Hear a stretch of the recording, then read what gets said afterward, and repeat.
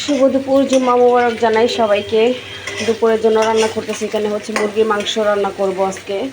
পেঁয়াজগুলো ভেজে নিলাম, আর একটু ভেজে নিব বাদামি কালার করে ভেজে, তারপর এখানে মশলা দিয়ে দিব। সব ধরনের মশলা এখানে গুঁড়ে নিয়েছি। আদা বাটা, রসুন বাটা, জিরা বাটা,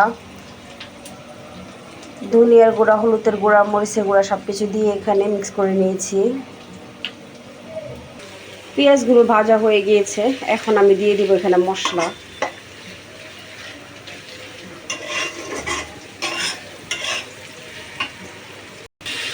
মশলা দিয়ে দিলাম, মশলা দিয়ে এখন কষিয়ে নেব।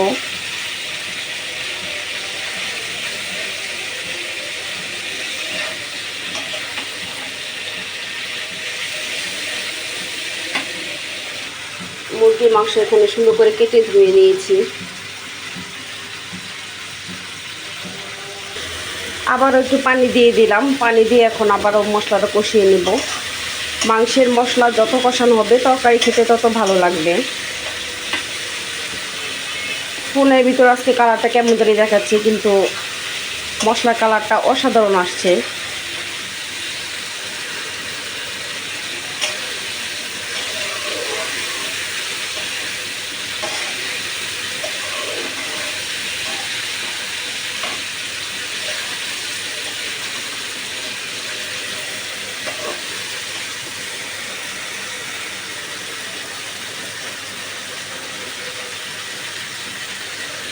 মাংসটা দিয়ে দিলাম, এখন মশলার সাথে সুন্দর করে মিশিয়ে নিব। এক্সট্রা কোনো পানি দিব না, এখন এই মশলার সাথে কষিয়ে নিব সুন্দর করে মাংসটা। তো এই তো নেড়ে চেড়ে মিক্স করে নিলাম, এভাবে কষিয়ে রান্না করে নেব। কষাতে কষাতে মাংস থেকে পানি ছাড়বে, এটা দিয়ে কষাবো, তারপর হচ্ছে একটু ঝুল দেব।